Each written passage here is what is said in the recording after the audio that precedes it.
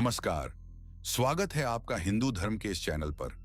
पिछली वीडियो में हमने जाना था शिव महापुराण की कथा के महत्व के बारे में। जब देवताओं ने भगवान विष्णु से पूछा, भगवान, शिव तत्व को समझने का सरल उपाय क्या है, तब भगवान विष्णु बोले, जो शिव महापुराण को सुनता है, पढ़ता है या सुनाता है, वह जन्म मरण के चक्र से मुक्त हो जाता है। यह ग्रंथ 3 प्रकार के जीवों के लिए उपयुक्त है: उच्च बुद्धि वाले साधक, मध्यम स्तर के गृहस्थ भक्त, सामान्य श्रद्धालु।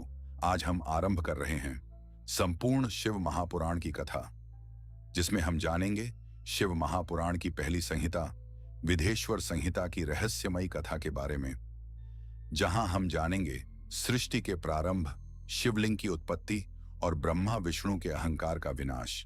स्वयं शिव कैसे करते हैं, एक रहस्य जो ब्रह्मांड से भी पुराना है। जब ना समय था, ना दिशा, ना आकाश, ना पाताल, ना कोई देवता, ना कोई सृष्टि, केवल था एक शून्य, और उस शून्य में समाया था महाशिव, अनादि, अजन्मा। शिव जी की इच्छा से सृष्टि का निर्माण हुआ। सबसे पहले उत्पन्न हुए भगवान विष्णु, जल के मध्य शेषनाग पर शयन करते हुए। फिर प्रकट हुए ब्रह्मा, कमल पर बैठे हुए, परंतु दोनों को यह ज्ञात नहीं था कि आखिर उनकी उत्पत्ति कैसे हुए हैं। धीरे धीरे ब्रह्मा और विष्णु के बीच विवाद उत्पन्न हुआ। मैं सृष्टि करता हूं, नहीं, मैं पालन करता हूं। दोनों में श्रेष्ठता को लेकर युद्ध छिड़ गया। तभी वहां प्रकट हुआ एक विशाल अग्निस्तंभ, जिसकी न कोई शुरुआत थी और न ही कोई अंत। वो था अनंत लिंग, शिव स्वरूप, शिवलिंग। ब्रह्मा और विष्णु स्तंभ के अंत को खोजने चल पड़े। विष्णु जी नीचे की ओर चले तो उन्हें उसकी कोई शुरुआत नहीं मिली, तो वे शरणागत भाव से लौट आए। ब्रह्मा ऊपर गए और असत्य बोला कि उन्होंने अंत देख लिया। तभी प्रकट हुए महादेव स्वयं विराट रूप में और ब्रह्मा के झूठ पर क्रोधित हो गए। उन्होंने कहा, मैं ही आदि और अंत हूं, यही मेरा निराकार लिंग रूप है। जो भी इस लिंग की पूजा करेगा वह मोक्ष को प्राप्त करेगा। ब्रह्मा को इस झूठ के लिए पूजा का अधिकार नहीं मिलेगा। यहीं से शुरू हुई शिवलिंग की आराधना। एक बार की बात है, जब श्री विष्णु अपनी पत्नी श्री लक्ष्मी जी के साथ शेष शैया पर शयन कर रहे थे, तब ब्रह्मा जी वहां पहुंचे और विष्णु जी को पुत्र कहकर पुकारने लगे। पुत्र उठो, मैं तुम्हारा ईश्वर तुम्हारे सामने खड़ा हूं। यह सुनकर विष्णु जी को क्रोध आ गया। फिर भी शांत रहते हुए वे बोले, पुत्र, तुम्हारा कल्याण हो, कहो अपने पिता के पास कैसे आना हुआ। यह सुनकर ब्रह्मा जी कहने लगे, मैं तुम्हारा रक्षक हूं, सारे जगत का पितामह हूं, सारा जगत मुझ में निवास करता है। तू मेरी नाभि कमल से प्रकट होकर मुझसे ऐसी बातें कर रहा है। इस प्रकार दोनों में विवाद होने लगा। तब वे दोनों अपने को प्रभु कहते कहते एक दूसरे का वध करने को तैयार हो गए। हंस और गरुड़ पर बैठे दोनों परस्पर युद्ध करने लगे। ब्रह्मा जी के वक्ष स्थल में विष्णु जी ने अनेकों अस्त्रों का प्रहार करके उन्हें व्याकुल कर दिया। इससे कुपित हो ब्रह्मा जी ने भी पलटकर भयानक प्रहार किए। उनके पारस्परिक आघातों से देवताओं में हलचल मच गई। वे घबराए और त्रिशूलधारी भगवान शिव के पास गए और उन्हें सारी व्यथा सुनाई। भगवान शिव अपनी सभा में उमा देवी सहित सिंहासन पर विराजमान थे और मंद मंद मुस्कुरा रहे थे। महादेव जी ब्रह्मा जी के छल पर अत्यंत क्रोधित हुए। उन्होंने अपने त्रिनेत्र, तीसरी आंख से भैरव को प्रकट किया और उन्हें आज्ञा दी कि वह तलवार से ब्रह्मा जी को दंड दें। आज्ञा पाते ही भैरव ने ब्रह्मा जी के बाल पकड़ लिए और उनका 5वां सिर काट दिया। ब्रह्मा जी डर के मारे कांपने लगे।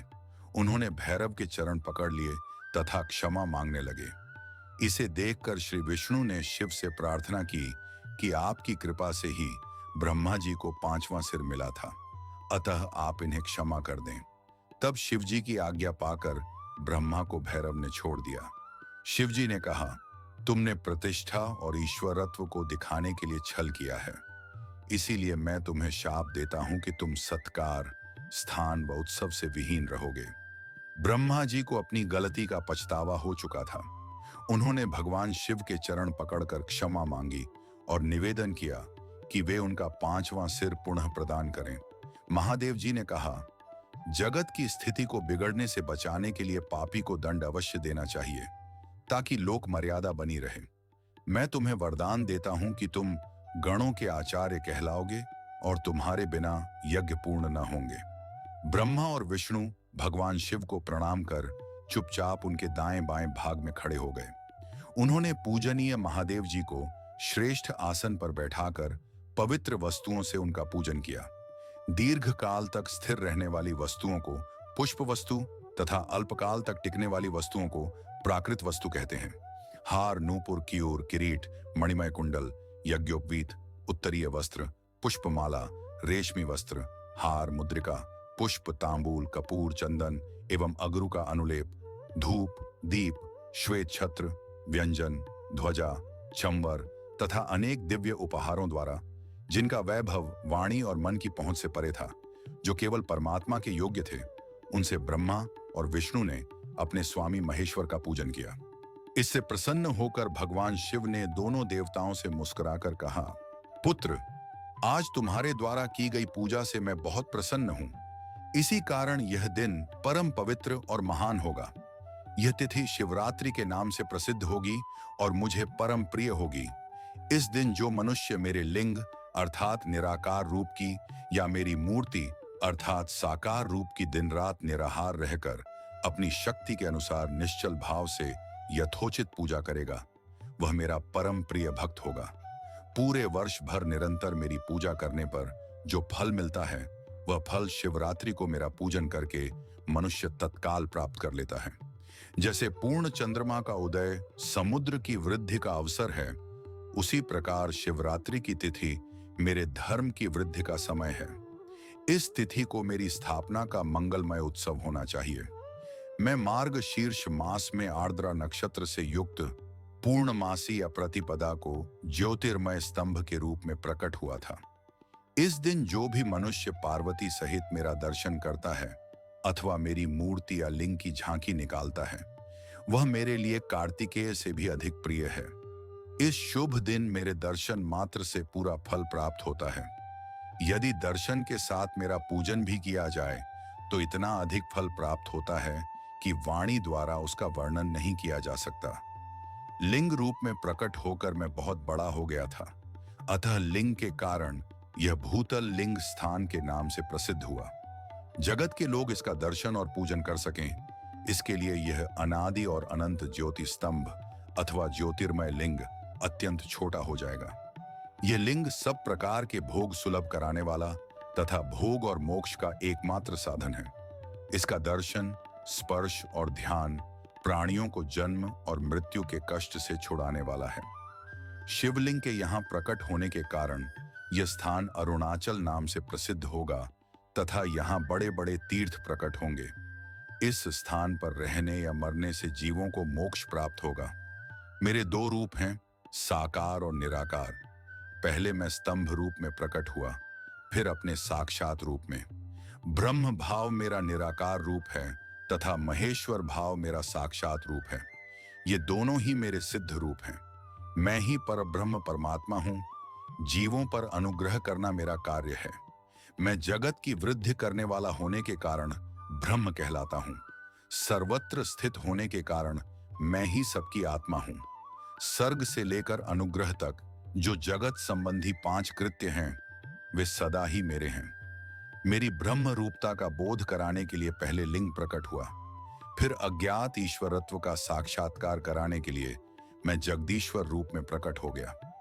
मेरा सकल रूप मेरे ईशत्व का और निष्कल रूप मेरे ब्रह्म स्वरूप का बोध कराता है। मेरा लिंग मेरा स्वरूप है और मेरे सामीप्य की प्राप्ति कराने वाला है। मेरे लिंग की स्थापना करने वाले मेरे उपासक को मेरी समानता की प्राप्ति हो जाती है तथा मेरे साथ एकत्व का अनुभव करता हुआ संसार सागर से मुक्त हो जाता है। वह जीते जी परमानंद की अनुभूति करता हुआ शरीर का त्याग कर शिवलोक को प्राप्त होता है, अर्थात मेरा ही स्वरूप हो जाता है। मूर्ति की स्थापना लिंग की अपेक्षा गौण है। यह उन भक्तों के लिए है जो शिव तत्व के अनुशीलन में सक्षम नहीं है। हमा और विष्णु ने पूछा, प्रभु, सृष्टि आदि 5 कृत्यों के लक्षण क्या हैं? ये हम दोनों को बताइए। भगवान शिव बोले, मेरे कर्तव्यों को समझना अत्यंत गहन है, तथापि मैं कृपा पूर्वक तुम्हें बता रहा हूं। सृष्टि, पालन, संहार, तिरोभाव और अनुग्रह मेरे जगत संबंधी 5 कार्य हैं जो नित्य सिद्ध हैं। संसार की रचना का आरंभ सृष्टि कहलाता है।